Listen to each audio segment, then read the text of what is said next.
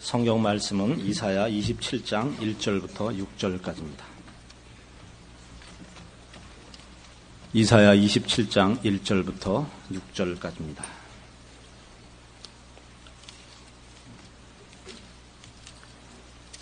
그날에 여호와께서 그 견고하고 크고 강한 칼로 날랜 뱀 리워야단 곧 꼬불꼬불한 뱀 리워야단을 벌하시며 바다에 있는 용을 죽이시리라. 그날에 너희는 아름다운 포도원을 두고 노래를 부를지어다. 나 여호와는 포도원 지기가 되며 때때로 물을 주며 밤낮으로 간수하여 아무든지 상해하지 못하게 하리로다. 나는 포도원에 대하여 노함이 없나니 진려와 형극이 나를 대적하여 싸운다 하자. 내가 그것을 밟고 모아 불사르리라. 그리하지 아니할 것 같으면 나의 힘을 의지하고 나와 화친하며 나로 더불어 화친할 것이니라. 후일에는 야곱의 뿌리가 박히며 이스라엘의 움이 돋고 꽃이 필 것이라. 그들이 그 결실로 지면에 채우리로다. 아멘. 우리가 여러 주에 걸쳐서 확인해 본 바와 같이 이사야의 큰 관심사 중에 하나가 죄 문제라 했습니다. 열방의 운명을 다루고 역사의 흥망성쇠를 다루고 있지만 결국은 그것이 모두 죄를 기준하여 멸망의 길로 가는 세상과 또 그 심판받아 마땅한 이 세상 속에서 하나님께서 하나님의 남은 자들을 세우시는 일들을 보고 있습니다. 이 하나님께서 하나님의 남은 자와 하나님의 나라를 세우시는 일에 있어서 그래서 오늘 27장식으로 얘기를 하자면 12절에 너희 이스라엘 자손들아 그날에 여호와께서 창이라는 하수에서부터 애굽 시내까지 과실을 떠는 것 같이 너희를 일일이 모으시리라. 그래서 하나님이 남은 자를 모으실 것. 13절 그날에 큰 나팔을 울려 불리니 아수르 땅에서 파멸케 된 자와 애굽 땅으로 쫓겨난 자가 돌아와서 예루살렘 성산에서 여호와께 경배하리라. 그러니까 땅 끝에서부터 하나님의 자녀들이 구원함을 입고 회복함을 받고 돌아오게 될 것을 말하고 있습니다. 그러나 이런 것은 다 이 27장에 등장하는 이 그날에라는 표현으로 종말론적이고 궁극적인 그때 하나님의 계획과 뜻이 완성되는 때를 말하고 있습니다. 그날에가 오늘 27장 1절에는 이렇게 되어 있죠. 그날에 여호와께서 그 견고하고 크고 강한 칼로 날랜 뱀 리워야단 곧 꼬불꼬불한 뱀 리워야단을 벌하시며 바다에 있는 용을 죽이시리라로 시작하는 겁니다. 하나님의 남은 자손을 모으는 일, 즉 구원은 구원받을 하나님의 백성을 죄와 사망에서 꺼내는 것입니다. 동시에 이 꺼낸다는 것은 죄와 사망을 멸하시고 벌하시는 것으로도 표현할 수 있습니다. 지금 이 비유가 오늘 우리가 이해해야 되는 내용에 아주 중요한 문제가 됩니다. 조금 이따 더 자세히 설명하기로 하고 27장 1절에 있는 이 리워야단은 리워야단이라는 이 표현 자체, 이 단어 자체가 꼬불꼬불한 것이라는 뜻입니다. 뒤에 곧 꼬불꼬불한 뱀이라고 나오죠. 그래서 뱀을 지칭합니다. 날랜 뱀 리워야단 곧 꼬불꼬불한 뱀 리워야단을 벌하시며 바다에 있는 용을 죽이시리라. 성경에서의 용은 큰 뱀입니다. 동양권에서 용은 상서로운 짐승이죠. 상스러운 말고 상서로운 용과 봉황. 그러나 성경에서 용은 큰 뱀을 용이라 표현합니다. 이것은 다 우리 계시록에도 용으로 등장하듯이 그 사단을 지칭하지요. 사단을 벌하시며 죽이실 것을 말합니다. 우리는 지금 이 이사야를 통하여 확인하는 것, 즉 제일 중요한 관심이 뭐였느냐 하면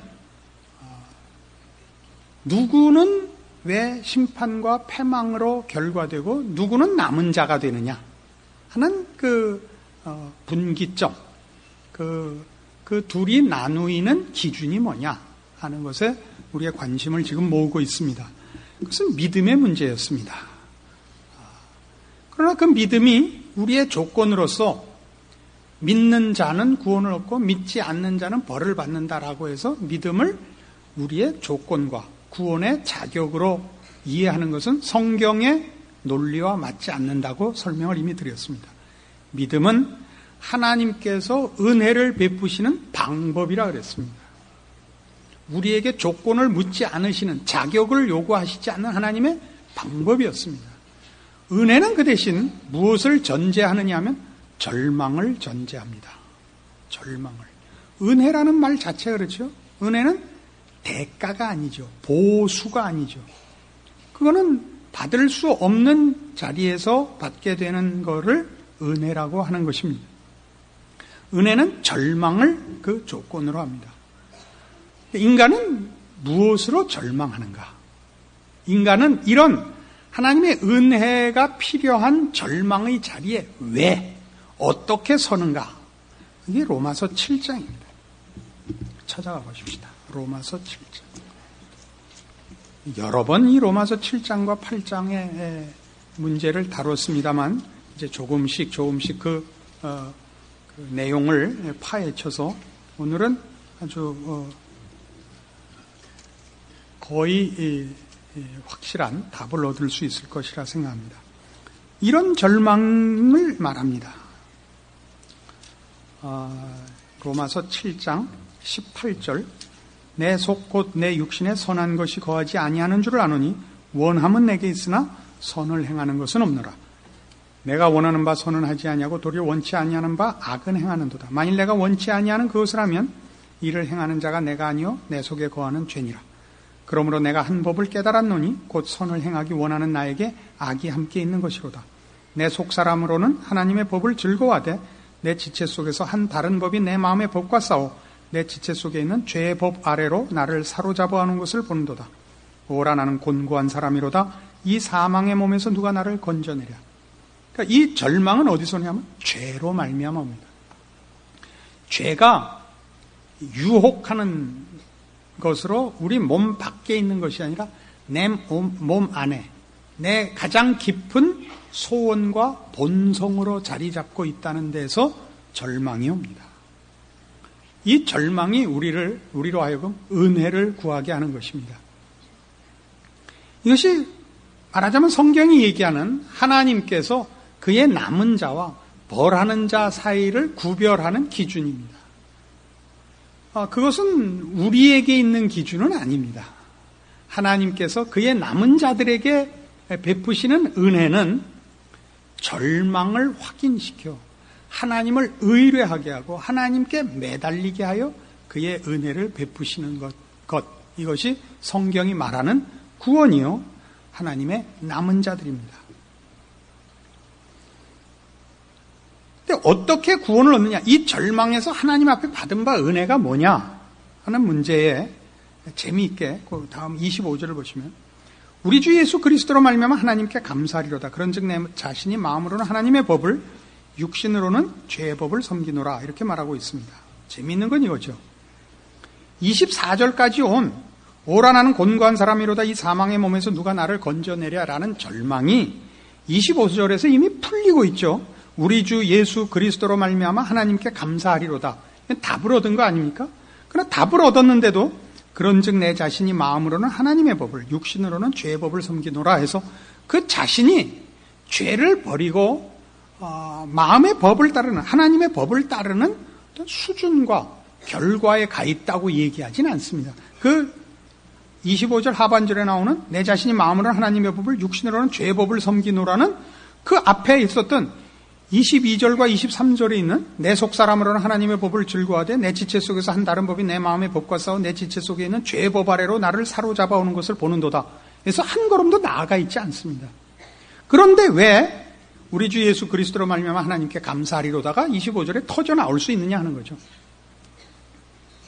그게 이제 8장입니다. 8장 1절. 그러므로 이제 그리스도 예수 안에 있는 자에게는 결코 정죄함이 없나니 이는 그리스도 예수 안에 있는 생명의 성령의 법이 죄와 사망의 법에서 너를 해방하였습니다. 이겁니다. 구원이란 문제는 우리가 잘 알고 있는 듯 하면서도 많은 오해가 거기 섞여서 이해라는 그 단어 속에 그냥 이렇게 두리뭉술하게 뭉쳐져 있는 것이 아닌가 싶습니다. 예수 믿는 사람 치고 구원을 모르며 예수 믿음을 모르는 사람이 어디 있겠습니까? 예수를 믿는다, 십자가로 인하여 구원을 얻는다라는 것을 성경이 말하는 대로 다 이해하는 것은 어쩌면 불가능할 수도 있습니다. 그것은 우리의 논리와 우리의 이해의 범주를 벗어나는 하나님의 지혜요 능력인 탓입니다. 그러나 이 꼭 이해해야 되는 것 중에 하나가 뭐냐면 구원은 우리가 죄를 이기는 것인데 그 죄를 이긴다는 것이 실력과 수준에서 이기는 것을 말하지 않습니다. 그것은 신분과 처지로서의 이김입니다. 이게 뭐가 다르냐? 여러분 모두가 오늘 장로님 기도도 그렇게 하셨어요. 지난 일주일 동안 또 맨 죄만 짓다 와서 죄송하다고 그렇게 기도했고 어느 주일이나 올라오셔서 하는 기도, 대표 기도는 모두 그 기도를 하고 모두 아멘 하잖아요. 그러니까 사실은 말이 안 되거든요. 영어를 배웠어도 이만큼 했으면, 그죠? 꽤 했을 거예요. 그잖아요? 그런데 이 예수 믿는 건 왜? 평생을 믿는데도 아직도 주일날 아침에 오면 우리 모두가 머릿속에서 새삼스럽게 주여 지난 일주일 동안 한 번도 신앙생활 못하고 그냥 어떻게 살다가 왔는지 모르게 왔습니다. 죄송합니다가 될까요? 왜? 이게 이제 우리의 그러니까 이 구원에 관한 이해에 커다란 결함이 있는 것이죠. 이게 뭐냐? 예수를 믿으면 죄를 벗어납니다. 근데 죄를 벗어나는 건 죄를 이기고 죄를 극복해서가 아니라 죄가 우리에게 힘을 쓰지 못해서입니다. 1차적으로는 그렇습니다.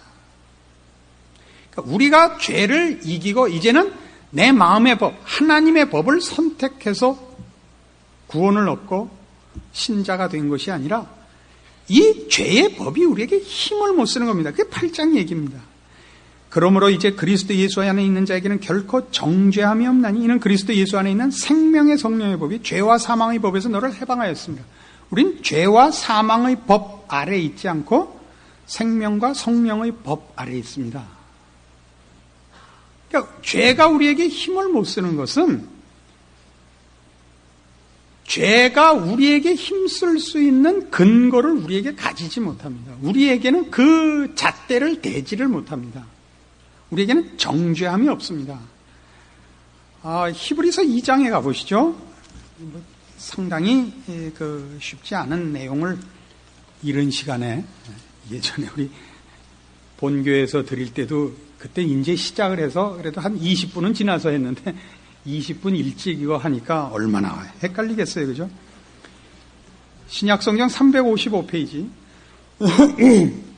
히브리서 2장 14절입니다. 예수님의 구속 십자가 사건을 이렇게 얘기해요. 2장 14절. 자녀들은 혈육에 함께 속하였음에 그도 또한 한 모양으로 혈육에 함께 속하심은 사망으로 말미암아 사망의 세력을 잡은 자 곧 마귀를 없이 하시며 또 죽기를 무서워함으로 일생에 매어 종노릇하는 모든 자들을 놓아주려 하심이니 이는 실로 천사들을 붙들어 주려 하심이 아니 오직 아브라함의 자손을 붙들어 주려 하심이라. 봐요. 예수님이 그의 백성들을 그의 남은 자, 그가 남길 하나님의 자녀들을 어떻게 구원하느냐 하면 사단이 무엇으로 힘을 잡고 있냐면 사망의 세력을 잡고 있어요. 사망의 세력을 이제 조금 이따 더 확인하겠습니다만 사망이라는 것은 무엇으로 인한 결과냐면 죄값으로만 사망이 와요. 죄값으로만 사망이 오는데 죄는 뭘로만 정죄가 되냐면 율법이 있어요. 법이 있어야 정죄가 돼요. 여러분 그 차도에 중앙선 없으면 중앙선 침범이라는 게 성립이 안 된다고요. 응? 법이 있어야 죄가 힘을 쓰고 죄가 죄값을 요구할 수가 있다고요. 근데 사망의 세력을 잡은 자, 이 사단 앞에 예수님께서 사망의 권세 아래 들어갔어요, 자신을. 근데 사망이 예수를 붙잡고 있을 수 없는 이유는 그런 죄를 지은 적이 없다고요. 죄인이 아니라고요. 사망이 그를 붙들어 곁으로 들 수가 없어요. 예수님께서 그래서 사망의 권세 잡은 자 사단을 물리치시는 것은 여기서 이제 예수님이 사망 아래 들어가셔서 사망이 그에게 힘쓸 수 없는 것을 증거하시고 그가 새로운 인류의 대표가 되시는 거예요. 나중에 다 찾아볼게요. 아담이 우리의 인류의 대표였죠. 아담의 후손으로 태어나면 누구나 죄인이라는 신분으로 태어나죠. 죄인이면 모두 사망의 권세 아래에 있습니다. 이제 예수님이 마지막 아담이 되사 새로운 인류의 대표가 되시고 우리는 다 예수 그리스도를 머리로 하는 그의 자녀로 태어나요. 그는 사망 아래 있을 수 없는 분이고 죄인이 아니시라고요. 그 안에서 우리는 죄인이 아닌 신분을 가지게 돼요. 이게 구원이에요. 그러니까 사망이 우리에게 힘을 못 쓰고 죄가 우리에게 무슨 적법한 무슨 판정을 내릴 수가 없어요. 이게 성경이 얘기하는 거예요. 그래서 우리 죽기를 무서워함으로 일생에 매어 종노릇하는 모든 자들을 놓아주는 거예요. 뭘로 놓죠? 우리를 죄와 사망에서 이렇게 꺼냈다. 이런 표현을 우리가 쓰지만 죄와 사망이라는 것이 없어진 거예요. 그러니까 이제 어떤 포로 수용소에 있었는데 거기서 꺼냈다라는 것만 해방이 아니라 철조망을 부셔버린 거예요. 그러니까 우린 어디 가두어져 있지가 않죠. 이게 참 어려운데 갈라디아서 2장에 가보십시다. 이번에는 성경이 이런 식의 표현을 얼마나 자주 쓰는가 하는 걸 알아둘 필요가 있습니다. 신약 성경 303페이지 갈라디아서 2장 15절입니다. 이 의롭게 되는 문제, 즉 구원받는 문제를 논하는 거예요. 사도 바울이 갈라디아 교회에 보낸 편지입니다. 2장 15절. 우리는 본래 유대인이요 이방 죄인이 아니로되 사람이 의롭게 되는 것은 율법의 행위에서 난 것이 아니요 오직 예수 그리스도를 믿음으로 말미암는 줄 아는 거로 우리도 그리스도 예수를 믿나니 이는 우리가 율법의 행위에서 아니고 그리스도를 믿음으로써 의롭다함을 얻으려 함이라. 율법의 행위로서는 의롭다함을 얻을 육체가 없느니라. 그러니까 법적 차원에서 의롭다는 결과를 얻어낸 것이 아니고 예수 그리스도 안에서 의롭다함을 얻은 거죠.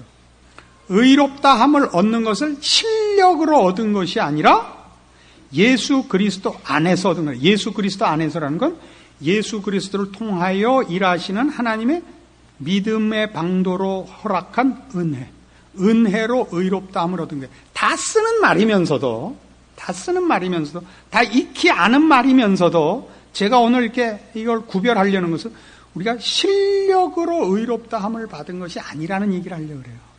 그러니까 아까 우리 로마서 7장 25절에서 본 바와 같이 찬송하리로다 감사합니다 라는 신앙 고백을 하지만 아직도 우리 속에 내 마음의 법이 죄의 법과 하나님의 법 사이에 갈등이 있고 거기서 우리는 종종 아직도 지고 있는 것이 현실이라는 사실을 확인시키려고 하는 거예요.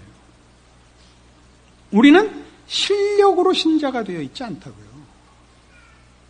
하나님이 우리를 죄와 사망이라는 법으로 우리한테다가 묻지 않는 자리에다 옮겨놨을 뿐이에요. 그래서 여기 여러분 잘 아는 그 17절 이하 계속 볼게요. 만일 우리가 그리스도 안에서 의롭게 되려 하다가 죄인으로 나타나면 그리스도께서 죄를 짓게 하는 자는 결코 그럴 수 없느니라.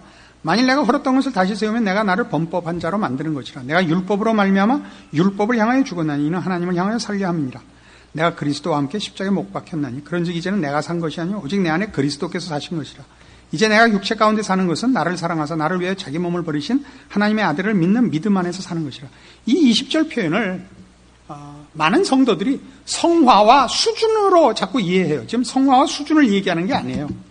나라는 구원받은 사도 바울이라는 존재는 무엇을 근거하여 이 존재가 성립되느냐? 믿음을 조건으로 하여 존재하고 있다. 내 실력과 내 노력과 내가 한 무슨 업적으로 내 지금 지위를 확보하고 있는 거 아니다. 이게 20절이에요. 그래도 모르겠죠. 고린도전서 15장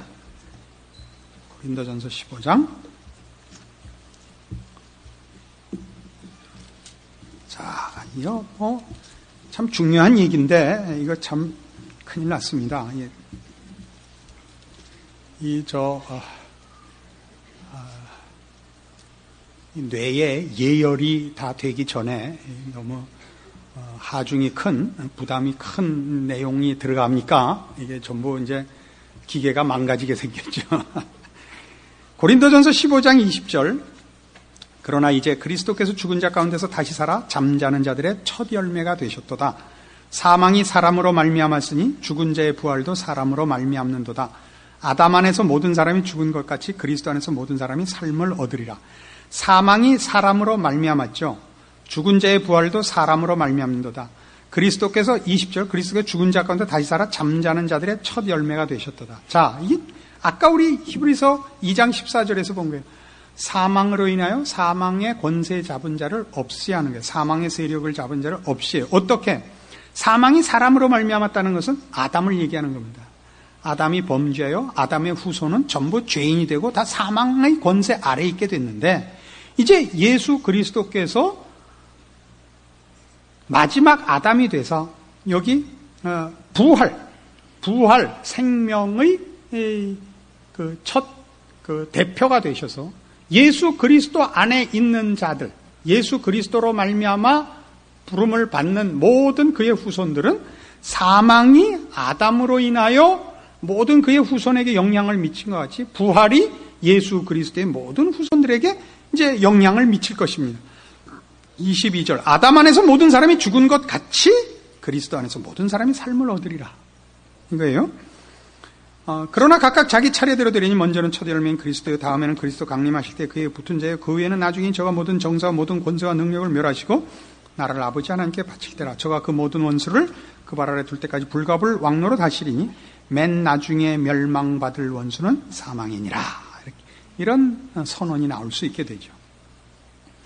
그러니까 예수 그리스도께서 우리에게 이루어 주신 일이 뭐냐? 우리를 법의 차원에서의 관계에서 은혜의 차원의 관계로 우리를 바꿔놓으신 것이 구원입니다. 그러나 우리는 끊임없이 은혜로 구원을 얻었으니까 실력으로 우리는 이겨낸 잘 거라고 생각해요.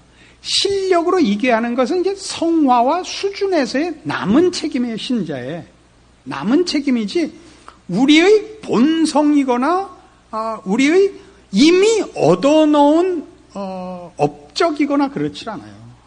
그래서 구원함을 얻은 다음에도 마음의 감격이 한동안 가죠. 그러나 나중에 실제로 인생을 살아보면 신앙생활을 해보면 옛날보다 죄책감이 더 커졌고 어떻게 하는가 하는 옳고 그른 데 대한 분별은 앞서 있는데 실력은 도무지 앞서 있지 않은 자신을 발견하게 되고 이때 오는 절망은 굉장히 위험해요. 그래서 하는 얘기예요. 첫 절망은 우리를 은혜를 사모하게 하고 하나님께 우리를 인도하는 것이 되었지만 신앙생활 속에서 절망을 잘못 이해하게 되면 나는 아닌가 보다가 된다고요. 그걸 오늘 밝히려고 그러는 거예요. 그리고 성경이 이 문제를 얼마나 열심히 성경 전체에 걸쳐서 얘기하는가를 우리가 확실히 해두자 이거죠. 같은 고린도전서 15장 51절을 보세요. 보라 내가 너희에게 비밀을 말하노니 우리가 다 잠잘 것이 아니요 마지막 나팔에 순식간에 호련히 다 변화하리니 나팔 소리가 나매 죽은 자들이 썩지 아니할 것으로 다시 살고 우리도 변화하리라. 이 썩을 것이 불갑을 썩지 아니할 것을 입겠고 이 죽을 것이 죽지 아니함을 입으리로다. 이 썩을 것이 썩지 아니함을 입고 이 죽을 것이 죽지 아니함을 입을 때에는 사망이 이김에 삼킨 바 되리라고 기록된 말씀이 응하리라. 자, 그 다음을 잘 보세요. 사망아 너의 이기는 것이 어디 있느냐? 사망아 너의 쏘는 것이 어디 있느냐? 사망에 쏘는 것은 죄요. 죄값으로만 죽는다고요. 죄의 권능은 율법이라. 법이 없으면 정죄를 할 수 없다니까요. 그래서 우리 주 예수 그리스도로 말미암아 우리에게 이김을 주시는 하나님께 감사한다. 우리 주 예수 그리스도로 말미암아 어떻게 우리가 이김을 얻죠? 죄를 힘으로 이기는 것이 아니라 말하자면 법이 없는 곳에 사는 거예요. 우리는. 그런 데가 어디 있죠? 법이 없는 곳. 정죄의 법이 없는 곳. 가정이죠. 가정. 왜 법이 없어요? 집에도 법이 있죠. 정죄의 법이 없죠. 무슨 짓을 해도 죽이진 않죠. 죽을 만큼은 패도 죽이진 않는다고요. 응? 그 자녀들이 늘 오해하죠. 우리 엄마는 친엄마가 아닌 게비요. 이럴 수가 있어? 죽이진 않아요. 여러분이 뭘로 알 수 있어요? 여러분에게 무슨 사고가 나면 제일 걱정을 하잖아요. 제일 걱정하잖아요. 그 자녀들이 부모한테 하는 최고의 공갈이 뭐죠? 밥 안 먹어. 이게 사실 공갈이에요. 이게 안 먹으면 지가 손해인데? 근데 왜 해요? 아는 거죠. 이게 그런 세상의 법적인 관계가 아니라는 걸 아는 거예요. 내가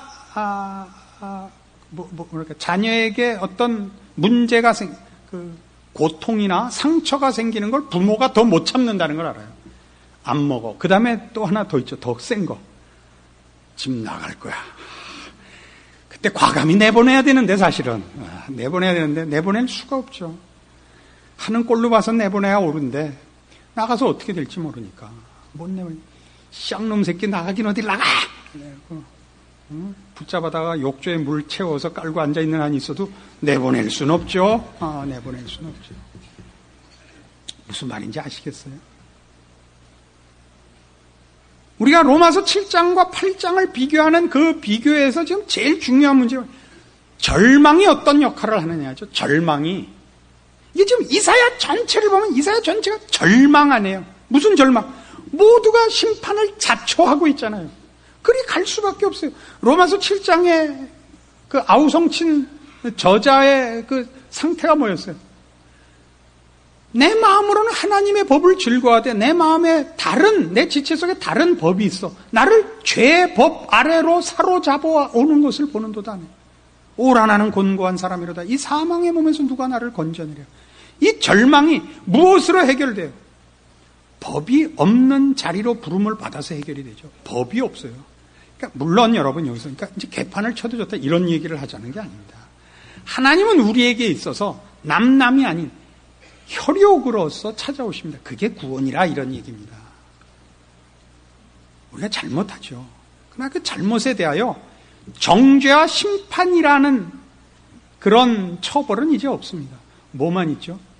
자식을 기르는 것 같은 간섭만 있습니다. 이런 은혜를 왜 베푸시죠? 하나님의 자비하심으로 베푸십니다. 그 이사야가 하고 싶은 얘기요. 성경 전체가 하고 싶은 얘기입니다. 이런 사상은 지금 제가 혼자 만들어낸 게 아니라 요한 1서 4장 18절을 보십시오.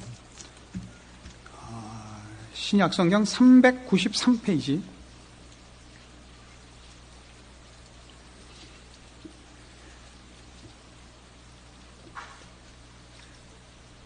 신약 성경 393페이지 요한일서 4장 18절입니다. 사랑 안에 두려움이 없고 온전한 사랑이 두려움을 내어 쫓나니 두려움에는 형벌이 있습니다. 두려워하는 자는 사랑 안에서 온전히 이루지 못하였느니라.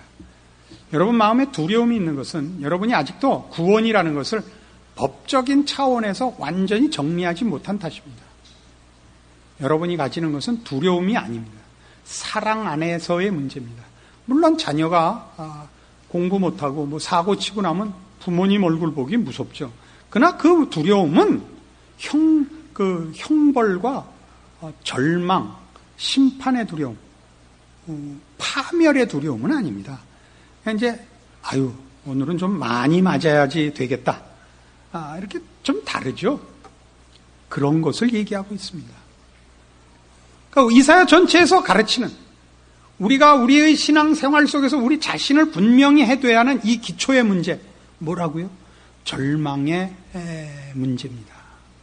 절망이 우리를 하나님 앞에 우리를 인도했고 또 우리의 삶의 신앙의 실천의 현장에서 하나님의 은혜를 더 많이 구해야 옳습니다.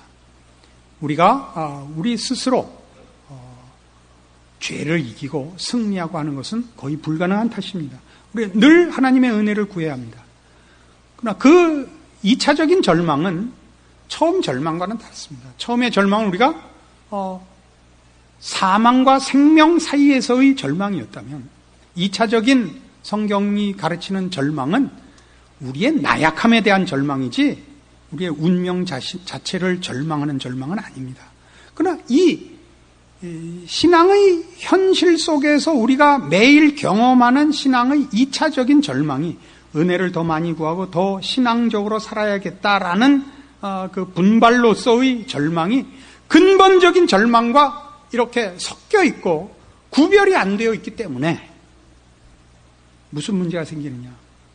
싸워 나가야 되고 연습해야 되고가 아니라 근본적인 고민으로 우리를 몰아넣습니다. 내가 예수 믿는 게 맞나? 기독교라는 게 도무지 무슨 가치가 있긴 있는가라는 근본과 뿌리에 관한 문제가 되기 시작을 하면 한 걸음도 나갈 수가 없죠. 그래서 이 한 걸음도 나가지 못하는 이 문제가 진지하게 누가 고민을 한 것이 아니라 다 체념을 하게 만들었다고요. 심각하게 안 따지기로. 그래서 대강 살기로. 그래서 예수를 10년 믿은 사람이나 20년 믿은 사람이나 30년 믿은 사람이나 40년 믿은 사람이나 도대체 차이가 없단 말이죠. 10년을 아니 다른 거 운동을 해봐요. 구력이 10년이 차이가 나면 얼마나 차이가 나는데요. 테니스 쳐봐요. 얼마나 치세요? 10년 쳤다 그러면 쳐주질 않아요. 테니스계에서는 아마추어계에서 얘기입니다. 20년은 돼야 붙여줘요. 그래서 한 17년 되면 20년 됐다고 다 구라치는 거예요. 근데 왜 예수 믿는 건 엊그제 믿은 사람이 평생 믿은 사람보다 나아 보이냐 말이에요. 왜 그러죠? 구원의 감격으로 막 불타오를 때가 더 싱싱하고 그땐 사실 뭐 몰라서 그러는 건데 30년, 50년 된 자는 완전히 체념하여 그냥 웃고 있다 말이에요. 너 그래야 3개월이다. 그러고 있냐 말이에요. 왜 이렇게 됐냐고요. 이 문제라니까요. 오늘 이 문제가 여러분에게 뭐 썩 그렇게 감동스럽고 뭐 확 해결이 되는 내용은 아닐지 혹시 모르겠습니다만은 이 문제를 풀지 않으면 여러분의 인생은 체념 속에 지날 가능성이 있습니다. 이 문제에 대한 바른 성경적인 이해가 여러분으로 하여금 죄와 사망의 법을 벗어난 생명과 성령의 법 아래에 있는 자의 기쁨으로 여러분을 인도하여 신자로서의 삶에 용기와 희망과 연습과 승리할 때까지의 인내를 여러분에게 주게 되기를 바랍니다. 기도하십시다. 하나님 아버지 은혜를 감사합니다. 우리를 하나님의 자녀 삼으사 하나님과 우리 사이에 이제 우리식으로 이해하자면 혈육이 된 것과 같습니다. 우리는 사랑 가운데 있고 우리는 법 아래 있지 않습니다. 우리의 못난 것들은 과연 못난 것이지 정죄되고 망하는 것은 없습니다. 그러므로 더욱 분발해야 할 것입니다. 하나님께서 우리를 은혜 가운데 긍휼과 자비와 복주심 가운데 부르셨으니 그 부르심에 걸맞는 신앙의 올바른 책임과 충성과 승리를 바치는 저희들을 되게 하여 주시옵소서. 지금은 우리 주 예수 그리스도의 은혜와 하나님 아버지의 극진하신 사랑과 성령님의 교통하심이 하나님을 아버지라 부르는 축복된 우리의 운명을 말씀 안에서 확인하고 하나님의 사람으로 승리하리라 약속하고 돌아가는 심령들을 위해 영원토록 함께 있을지어다. 아멘.